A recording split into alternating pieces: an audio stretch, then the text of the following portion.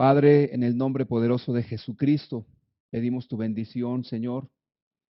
Padre, que tu palabra nos alumbre a cada uno de los que estamos aquí presentes, Señor, y aún a todas aquellas personas que escuchen esta enseñanza, Padre. Te pedimos que tú nos ayudes a entender los principios de tu palabra para edificar nuestras familias. En el nombre poderoso de Jesucristo. Amén. Siéntese, por favor. Vamos a comenzar. Hace 10 años aproximadamente leí un libro que se llama La familia cristiana de Larry Christensen. ¿Por qué le digo esto? Porque cuando yo comencé a leer este libro, yo simple y sencillamente pensé que por qué había puesto ese título de la familia cristiana. Actualmente me doy cuenta que este hombre tenía razón al llamar correctamente la familia cristiana, sobre todo porque en tiempos modernos el concepto familia se va distorsionando cada vez más. Y es importante que entendamos que como personas que estudiamos las escrituras, tenemos que comprender el concepto correcto de la familia. ¿Por qué razón? Mire, estaba yo observando algunos apuntes que tengo ya de muchos años. Por ejemplo, estaba leyendo esta nota que es del jueves 15 de febrero del 2001 del periódico Reforma. Usted lo puede ver aquí. Y la nota que estaba yo leyendo en el 2001 precisamente era: concretan unión 500 parejas gay.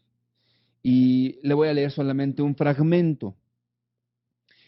En esta nota dice: lo que proponemos es nada más y nada menos que el reconocimiento de derechos elementales, el derecho a la vivienda, a la herencia, a la salud y a las prestaciones laborales. No estamos pidiendo matrimonio, tampoco concubinato. Queremos que la sociedad nos mire y que reconozca la realidad social y la riqueza de la diversidad que puede hacer un México más sano. ¿Por qué le estoy leyendo esta nota del 2001?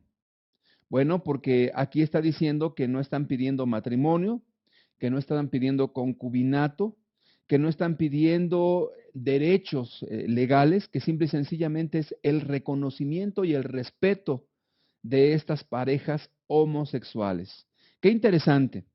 Y precisamente en el 2006, que son 5 años más adelante, en la Gaceta Oficial del Distrito Federal se decreta la Ley de Sociedad de Convivencia para el Distrito Federal, que precisamente proponía que las personas tuvieran el reconocimiento de la herencia, de los derechos a la salud, pero créame que todos los mexicanos que cumplan con los requisitos pueden aspirar a tener el servicio a la salud.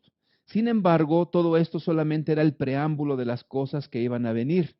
Actualmente se ha reconocido a nivel nacional que las personas del mismo sexo puedan contraer matrimonio. Se ha legitimado también el derecho al aborto, a la eutanasia, y todo ello en una forma progresista. Lo que a mí me llama la atención es que en un principio no dijeron las cosas de manera clara, simple y sencillamente decían: queremos respeto, queremos que las personas reconozcan que somos seres humanos y que nos respeten como tales. Pero créame que todo ello ha sido algo que ha estado avanzando de manera progresiva. Actualmente las cosas están tan complicadas que ahora es muy difícil poder definir el concepto de familia. Sin embargo, esto tampoco es nuevo. Yo quiero decirle que en Francia, en el siglo XX, hace más de 100 años, una mujer llamada Simone de Beauvoir, esta mujer estuvo a favor del aborto, a favor también de esas relaciones homosexuales, y ella tenía exactamente la misma bandera que hoy se tiene, que muchas mujeres abortan en condiciones infrahumanas y que pierden la vida, y que es importante que se le reconozca a las personas que tienen ciertas preferencias sexuales.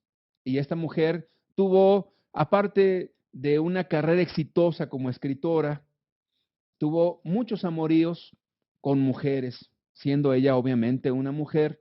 Ella quería que se le reconociera todo esto. Una de las más importantes feministas y reconocida actualmente. Ahora, ¿por qué quise yo comenzar con todo esto? Porque en el mundo que usted está viviendo, en la actualidad, el concepto de familia está totalmente distorsionado. Cito el libro de Larry Christensen, La familia cristiana. Si usted desea edificar una familia cristiana, necesitamos regresar a los fundamentos, no a los fundamentos sociológicos, no a los fundamentos filosóficos, sino a los fundamentos teológicos. ¿Por qué es importante esto? Porque si vamos a la cuestión filosófica, podemos extraviarnos en un sinfín de conceptos. Si vamos a las cuestiones sociológicas, lo importante es lo que la sociedad moderna está avalando. Sin embargo, la Escritura nos dice que Dios es el mismo ayer, es el mismo hoy y es el mismo por todos los siglos. Entonces, Dios fue quien instituyó la familia. Como tal, Él es el que tiene todo el derecho para decirnos el camino correcto y qué es lo que implica una familia cristiana. Vamos a leer las escrituras, por favor. Va a aparecer este texto en las pantallas para que usted lo vaya leyendo juntamente conmigo. O si trae la escritura, por favor, abra usted su Biblia en el libro del Génesis capítulo 2, en el versículo 18 nos dice, y dijo Jehová Dios, no es bueno que el hombre esté solo, le haré ayuda idónea para él. Dios, al crear un ser humano, lo primero que pensó Dios es, no es bueno que el hombre esté solo, le haré ayuda idónea para él. El concepto de Dios es la unidad entre un hombre y una mujer para unirse y procrear hijos y formar un hogar y a través de ello conformar una sociedad que pueda ser el reflejo de la bendición de Dios.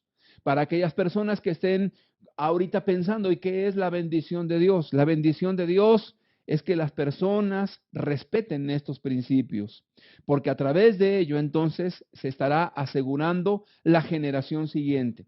Vamos a leer Génesis capítulo 2, versículo 21 al versículo 24. Ponga usted toda su atención en lo que las escrituras nos dicen.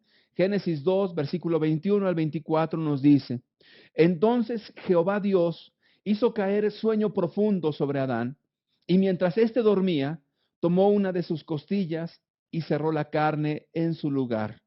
Y de la costilla que Jehová Dios tomó del hombre, hizo una mujer y la trajo al hombre. Dijo entonces Adán, esto es ahora hueso de mis huesos y carne de mi carne. Esta será llamada varona porque del varón fue tomada. Por tanto, note usted lo que dice aquí la escritura. Dejará el hombre a su padre y a su madre y se unirá a su mujer y serán una sola carne. No necesitamos ser eruditos en el idioma original en el que se escribió el Antiguo Testamento. No necesitamos ser teólogos. La Escritura dice con toda claridad que por tanto dejará el hombre, varón, a su padre y a su madre y se unirá a su mujer, concepto femenino, y se unirá en sagrado matrimonio y serán una sola carne. Entonces el propósito de Dios es juntar un hombre y una mujer. Primeramente entendiendo que el concepto de matrimonio es para toda la vida. No es un momento de romanticismo, no es un momento de ilusiones, no es un momento para estar probando con experiencias. Es una decisión tan trascendente en la vida que después de Dios es la más importante. Es la que nos va a marcar y nos va a determinar nuestra existencia. Con quien usted se casa es con quien va a terminar usted todos sus días. Con quien usted se une en sagrado matrimonio es con quien va a pasar el resto de su existencia. Con quien usted se une es con quien va a formar una familia, otros miembros, otras personas, otros seres humanos que estarán bajo el cobijo de su casa, que estarán bajo la cobertura de usted y ellos serán enseñados de tal manera que busquen primeramente a Dios y que sean personas de bien y puedan edificar una sociedad que realmente cumpla con los propósitos de Dios. ¿Sabía usted que las personas que están en un vínculo familiar correcto son personas sanas en su mente, son personas sanas en su físico, son personas que desarrollan sus capacidades y sus potencialidades, de tal manera que son seres humanos de bien, gente que sabe respetar a los demás y gente que está construyendo una sociedad cada vez más justa y cada vez más respetuosa. Voy a leer otro pasaje de la Escritura, Génesis capítulo 12, versículo 1 al 3. Pero Jehová había dicho a Abraham, vete de tu tierra y de tu parentela y de la casa de tu padre a la tierra que te mostraré. Y haré de ti una nación grande, y te bendeciré, y engrandeceré tu nombre, y serás bendición, y bendeciré a los que te bendijeren, y a los que te maldijeren maldeciré, y serán benditas en ti todas las familias de la tierra. Dios tiene un propósito, bendecir a la persona que se ha unido en sagrado matrimonio, que se multiplique, que fructifique, que puedan venir nuevas generaciones, personas que edifiquen, personas que puedan ser gente de bien, gentes que puedan honrar a Dios y sepan respetar a la gente que les rodea. Quiero decirle que Estados Unidos, una nación que surgió precisamente por el deseo de vivir estos principios de la Escritura. Por ejemplo, salieron de Inglaterra unas naves que fueron y se instauraron en el norte de América. Esa gente que salió se le conocía como los puritanos. Y ese nombre que recibieron de puritanos era el concepto que la gente tenía de ellos. Les llamaban puritanos porque ellos se apegaban a las escrituras. Les llamaban puritanos porque ellos querían formar familias integradas. Les llamaban puritanos porque eran personas que estaban haciendo a un lado los principios del mundo, los pecados, los vicios, la injusticia y todas aquellas cosas que corrompen a la humanidad, pero como en este mundo hay una pugna entre el bien y el mal, entre las cosas correctas y las incorrectas, entre el que hace justicia y el que hace la injusticia, y estas dos fuerzas siempre se están oponiendo. Entonces, ellos, al ver la presión de la gente que no quería vivir estos principios, decidieron ir a otro lugar, un lugar desconocido, un lugar que ellos no habían visto jamás, una tierra que Dios les había prometido, y llegaron a un lugar inhóspito, a un lugar donde no había ni tecnología, no había medios de transporte, no había absolutamente nada, pero había algo muy importante, la bendición de Dios. Y se instalaron 13 colonias, y esas 13 colonias comenzaron a multiplicarse, comenzaron a ser bendecidas por Dios. Hay muchos textos donde hablan también de las injusticias que ellos cometieron contra la gente que vivía ahí, pero era cuando ellos se apartaron de esos principios por los cuales ellos llegaron a formar esas 13 colonias. Sin embargo, Dios los bendijo, los prosperó. En el libro del Génesis capítulo 1, versículo 28 nos dice, y los bendijo Dios, y los bendijo Dios. ¿A qué se está refiriendo Dios cuando en las Escrituras nos dice que esa bendición es muy importante en las familias? La palabra bendición es muy rica. Tiene que ver con fructificar, tiene que ver con multiplicar, tiene que ver con cuestiones materiales también, tiene que ver con salud, tiene que ver también con extenderse en el territorio, tiene que ver con prosperidad en el sentido amplio de la palabra. Y los bendijo Dios. Dios desea bendecir cada familia. De hecho, Dios bendice cada familia cuando el corazón está dispuesto para Dios. Y los bendijo Dios y les dijo, fructificad y multiplicaos, llenad la tierra y sojuzgadla, y señoread en los peces del mar, en las aves de los cielos y en todas las bestias que se mueven sobre la tierra. El propósito de Dios es que las familias señoreen. La palabra señorear significa gobernar, significa tener una autoridad mayor, significa tener un lugar más grande que cualquier nombre sobre esta tierra, excepto obviamente el nombre de Dios mismo. Entonces Dios multiplicó y bendijo a esas familias porque su propósito era honrar a Dios.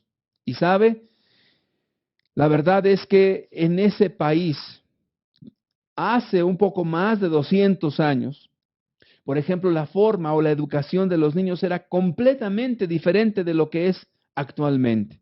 A los niños a los 6 años se les empezó a enseñar el griego y el hebreo, que son los idiomas originales de las Sagradas Escrituras. La preocupación de los padres era que mis hijos aprendan los principios de Dios. A los 10 años ellos comenzaban a prepararse para la vida real. Una preocupación de los padres era que mi hijo sea productivo, que mi hijo aprenda a valerse por sí mismo. En un mundo tan hostil, en un mundo tan complicado, ellos necesitaban aprender a ser hombres desde pequeños. Actualmente estas cosas se han abandonado completamente. En las escuelas han echado los 10 mandamientos, porque dicen que las escuelas son laicas. Los principios de Dios han sido echados fuera completamente de las escuelas y de las familias.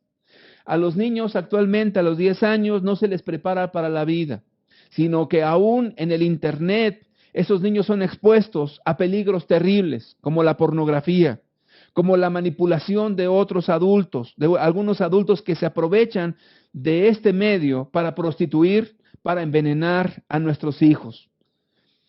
En aquel entonces, a los 12 años, se preparaban estudiando en escuelas bíblicas con principios cristianos. Era normal que un muchacho de 12 años ya dirigiera el negocio de su padre mientras éste se ausentaba de casa.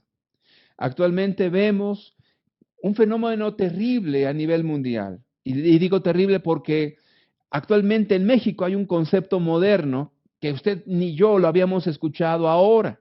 Se llama el concepto de los muchachos ninis. Y yo cuando leí eso de ninis dije, ¿a qué se estarán refiriendo? Bueno, se les dice ninis en México a las personas que ni estudian ni trabajan. Es decir, son personas que se convierten en parásitos de la sociedad. Y sabe usted que las escrituras nos dicen que el problema de Sodoma y Gomorra, de la perturbación de la sociedad, de la corrupción moral de la sociedad, precisamente el origen fue la abundancia de pan y la ociosidad. Como tal, entonces, la ociosidad es el fruto de los vicios, es el resultado de esa ociosidad, da como fruto los vicios, la corrupción de la mente, y hoy estamos enfrentando niños delincuentes, niños que venden drogas, niños que asesinan a otros niños, niños que prostituyen a otros niños, niños que son ya reclutados también por el narco para estar cometiendo hechos terroristas, y eso está documentado no solamente en nuestro país, sino también en Medio Oriente y en muchas partes del mundo. Entonces, nuestros niños, esa generación, está siendo bombardeada por la inmoralidad, por la pornografía, por los vicios, de tal manera que se están convirtiendo en instrumentos de injusticia, se están convirtiendo en instrumentos de destrucción más que edificación. Ahora esos niños son los que se meten a robar en las casas. Esos niños son los que le asaltan a usted en la calle.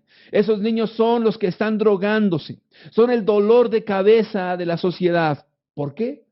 Porque los padres decidieron abandonarlos y no dedicarse a ellos. En aquel entonces en Estados Unidos había jóvenes que eran responsables, que eran hombres desde muy pequeños. Y desde la cultura judía, a un varón se le considera un hombre desde los 12 años y ya tiene responsabilidades. Ya son hombres. Ahora hay personas de 40 y 50 años que se siguen comportando como niños y que siguen dependiendo de la figura materna o que siguen dependiendo todavía del concepto o del contexto familiar y siguen siendo gente muy dependiente, tanto emocional, afectivamente, económicamente. Son personas que no saben valerse por sí mismas. Estamos viviendo tiempos totalmente terribles, distorsionados de la realidad.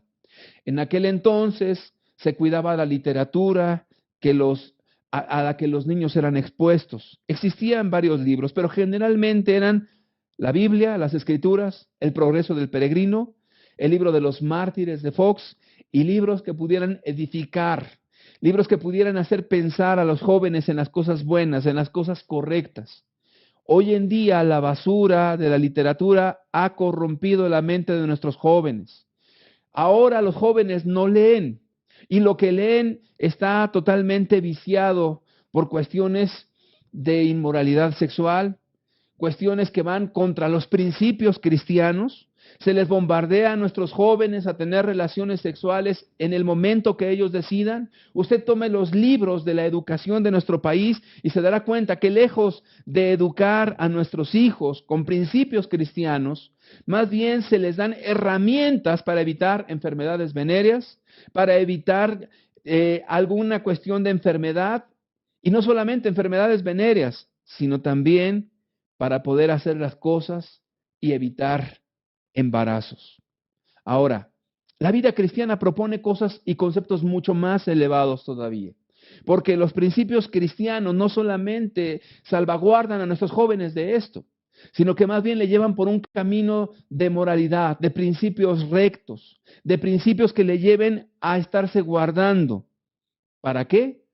Para el matrimonio, donde el sexo es seguro, donde el sexo tiene un propósito. El amar a una persona, pero no en un sentimiento, sino en un compromiso real. Y también procrear otros seres humanos y a la vez salvaguardar la sociedad y construirla con esos mismos principios. ¿Sabe? Está completamente comprobado que cuando las personas se olvidan de los conceptos cristianos, cuando ya no hay familia cristiana, entonces las futuras generaciones comienzan a corromperse todavía aún más. Y sabe, estamos cosechando los tiempos de mucha inmoralidad. Estamos cosechando los tiempos donde la vida del ser humano ya no vale nada, donde se ha legalizado el aborto, porque es más fácil matar a un ser humano que darle educación, que darle vivienda, que darle todas las cosas necesarias para la vida. Ahora la bandera para justificar esto es que si una persona fue violada, mire, eso es la excepción y no la regla.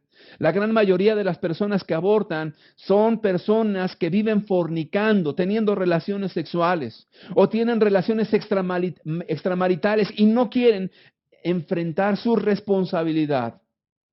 Esa es la generalidad. El aborto solamente es una excusa para salvaguardar y tapar lo que las personas no quieren enfrentar, que es su responsabilidad. Y entonces la bandera es por motivo de las violaciones, por motivo de que un niño venga enfermo. Y si usted es un ser pensante y comienza a ver las estadísticas de las personas que abortan, se dará cuenta que la gran mayoría de esas personas que abortan son seres humanos normales, son personas que no fueron violadas, en su mayoría gente que están decidiendo no ser responsables en la vida. Pero déjeme decirle una cosa, hubo un estudio muy interesante donde se estuvieron analizando varias generaciones de personas que no tomaron en cuenta los principios morales de Dios, que decidieron vivir de manera libre, de manera que haciendo lo que bien les pareciera. Si querían fornicar, fornicaban. Si querían robar, robaban. Si querían formar una familia, lo hacían. Si no lo querían hacer, tampoco lo hacían. Si querían vivir en unión libre, lo hacían. Si querían hacer cualquier cosa, ellos eran libres de hacerlo. Y se siguió la pista. El nombre de esta persona se llamó Max. Su apellido es Juk. Y su hermano. Ellos, tanto Max como su hermano, se casaron también con dos hermanas de una misma familia, dos hermanos de otra familia se casaron, pero ellos se casaron sin la bendición de Dios. ¿Qué fue lo que pasó?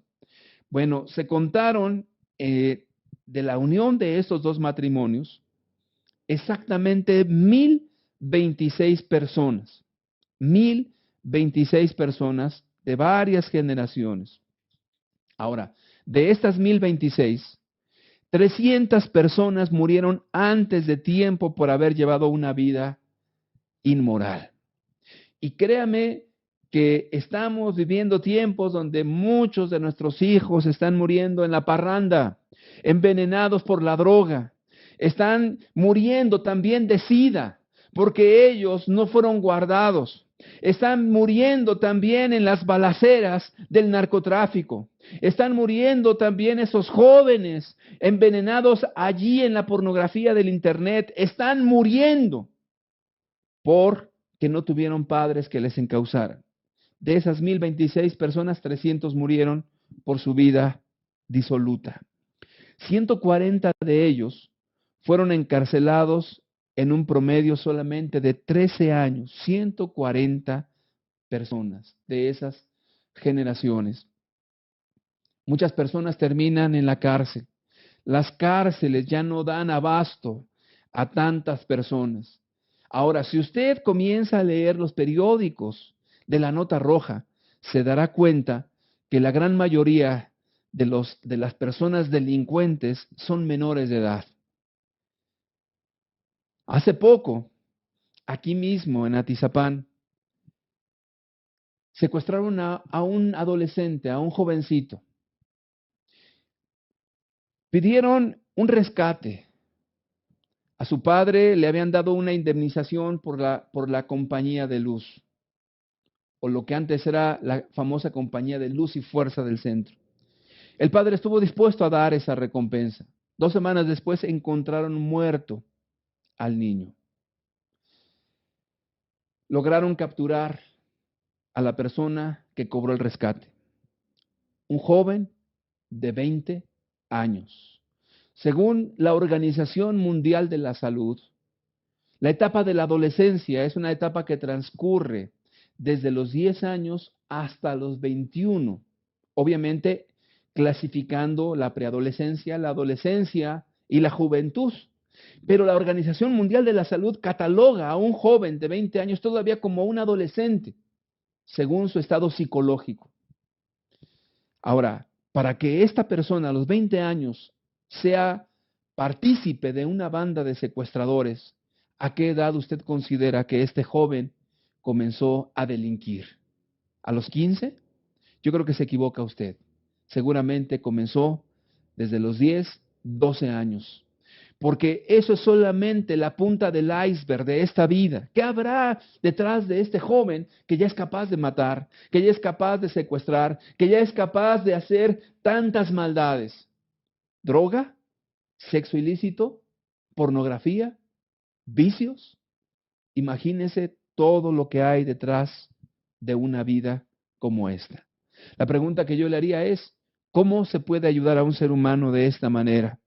Si sus padres le abandonaron, si su familia no le supieron encauzar, él es un destructor de la sociedad, alguien que fue a prisión y que está generando serios dolores de cabeza a todas las personas. Sigamos con la genealogía de Max y su hermano. 140 fueron encerrados en prisión durante 13 años. Esta misma estadística nos muestra que 190 mujeres fueron prostitutas. 190. Ahora, créame que estos son datos conservadores. Estamos hablando que esta encuesta se hizo ya, o esta estadística y este seguimiento se hizo ya hace más allá de 15 años. Actualmente, nuestras jovencitas están en una decadencia moral peor que un estado de prostitución. Y yo quiero dirigirme con respeto. ¿Por qué peor? Porque una mujer que se dedica a la prostitución tiene un perfil.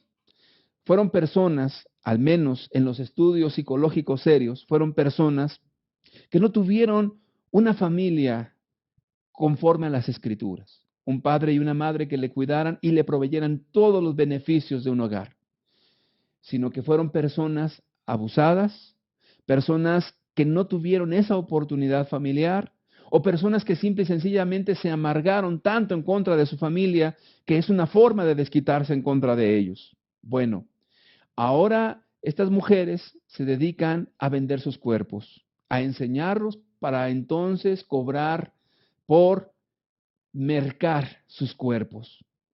¿Por qué le digo que nuestras jovencitas actualmente están peor?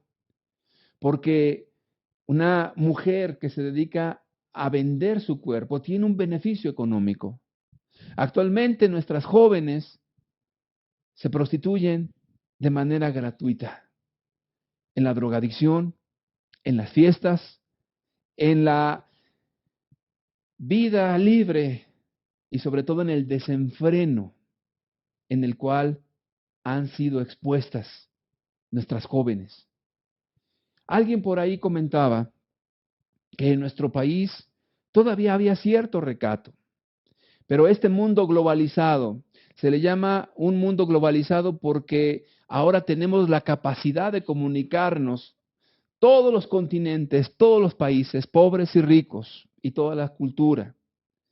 De tal manera que a través del Internet, a través de la televisión, a través de todos los medios de comunicación vía satelital, ahora podemos tener intercambios culturales. Y eso, para algunos dijeron, es beneficioso, pero en lo moral ha traído grandes consecuencias. Por ejemplo, comenzaron a salir muchos videos donde las artistas tenían pues enamoramientos con mujeres, jovencitas que se tomaban de la mano, que comenzaban con cuestiones de alguna manera sentimentales, no sexuales, y fue subiendo de tono, y fue subiendo de tono. De tal manera que ahora en nuestro país ya es común o es una práctica corriente ver a dos muchachas tomadas de la mano y besándose en la boca o abrazándose. Es práctica común de jóvenes haciendo exactamente lo mismo, dos varones. La verdad es que nuestros jóvenes se están prostituyendo, se están corrompiendo y de una manera bastante drástica. Sigamos con la generación de aquellas personas que no estuvieron en los principios de Dios. 100 de ellos fueron alcohólicos. 100 de ellos fueron alcohólicos. Las cifras del alcoholismo en nuestro país son alarmantes. Hay muchos alcohólicos en nuestra nación. Y esos alcohólicos, tristemente, son personas que en lugar de beneficiar a sus propias familias, se convierten en parásitos. O si trabajan, son personas que ese dinero que debería de ser encauzado a la educación, que debería de ser encauzado al beneficio familiar, que debería de ser encauzado para enriquecer su familia, viene a ser la maldición, porque ese dinero es utilizado en el alcohol y en el embrutecimiento ya de la persona, porque el alcohol embrutece a las personas. Ya la persona ha dejado su hogar, probablemente no en lo físico, porque ahí está en su casa, sino que ha dejado de hacer el bien. Ha dejado de ser ejemplo a su familia, ha dejado de ser la cabeza, ha dejado de ser el responsable, ha dejado a aquel que tiene que llevar el timón de su casa y se vuelve un pésimo ejemplo a su esposa, a sus hijos. Y cuánto más cuando una esposa, una mujer es alcohólica, qué terrible ejemplo a la familia. Aquí cabe el dicho que dice, pesa más un gramo de ejemplo que un kilogramo de enseñanza. Los alcohólicos se llenan las palabras de buenos consejos. La gente se llena la boca con muchos consejos, pero lo que las nuevas generaciones están necesitando no son palabras, sino son ejemplo. Son vidas que puedan ser el testimonio fehaciente de la voluntad de Dios. Eso es lo que están buscando nuestros jóvenes el día de hoy. No lo encuentran por ningún lado. No lo hay. ¿Por qué razón no lo hay? Porque la inmoralidad ha barrido prácticamente con todos los principios cristianos. Y el mundo no solamente ha dicho eso no es verdad, sino que va en contra de ello. Va en contra de las cosas de Dios. Por otro lado, hubo una investigación donde se analizaron 5 generaciones de personas que estuvieron viviendo bajo los principios cristianos. Un hombre llamado Jonathan y Sarah Edwards. Este hombre, un hombre de Dios, un predicador, una persona responsable, padre de familia, una persona que honró a Dios con sus acciones. En la descendencia de él se contaron 729 hombres. De estos, 200 fueron hombres que hablaron de Dios, fueron predicadores. 65 fueron maestros de escuelas bíblicas. 13 fueron presidentes de universidades. 60 fueron autores de diferentes literatura. Muchos trabajaron en el servicio público, haciendo cosas correctas. Más de 100 ejercieron el derecho, ayudando a los pobres. 60 se titularon como doctores, es decir, que estudiaron un grado mayor de maestría. Otros tantos fueron elegidos senadores y gobernadores en Estados Unidos de Norteamérica, y uno fue vicepresidente también de Estados Unidos de Norteamérica. Volvamos a leer Génesis 1, versículo 28, donde nos dice, y los bendijo Dios, y les dijo, fructificad y multiplicaos, llenad la tierra y sojuzgadla, y señoread en los peces del mar, en las aves de los cielos, y en todas las bestias que se mueven sobre la tierra. Dios desea bendecir esta nación con familias cristianas, no con familias del mismo sexo, familias cristianas, familias bajo los principios de Dios. Si usted quiere edificar una familia, yo le invito a que ponga como fundamento la palabra de Jesucristo. Si usted pone como fundamento la filosofía le va a llevar como en un laberinto de un lugar a otro y usted no va a saber ni por dónde va a andar. Si usted se guía por los principios de la sociología, es decir, por lo que las personas opinan actualmente, usted va a terminar casado un hombre con un hombre o una mujer con una mujer, y el día de mañana estará la mente tan corrompida que se casarán hombres con animales. Y si usted se espanta de ello y dice, no creo que eso pase, pues en nuestro país hace 25 años era inimaginable pensar en que el aborto fuera legal. Era inimaginable que 2 personas del mismo sexo se casaran. Y ahora están apareciendo por todos lados esas relaciones homosexuales, tanto de artistas, políticos, empresarios y gente que, entre comillas, pareciera gente moral. Gente también que vivió en la religión, pero negó la eficacia de ella. ¿Qué quiere usted edificar? ¿Una casa conforme al modelo de Dios? ¿Un hogar conforme al modelo de Dios? ¿O un hogar conforme a los principios del mundo? Jesucristo dijo que aquella persona que pone por fundamento la palabra de Dios es como aquel que edifica su casa sobre la roca. Vienen vientos y tempestades y permanece. Pero aquel que no pone los principios de Dios es como aquel que pone su casa sobre la arena, sin cimiento, sin fundamento. Vienen entonces todas las tempestades y es grande la ruina, como es grande la ruina de muchas familias hoy en día que están siendo destruidas por el alcohol, por las drogas, por el adulterio, por la inmoralidad sexual, por la pornografía, por el SIDA, por las faltas de respeto, por el libertinaje.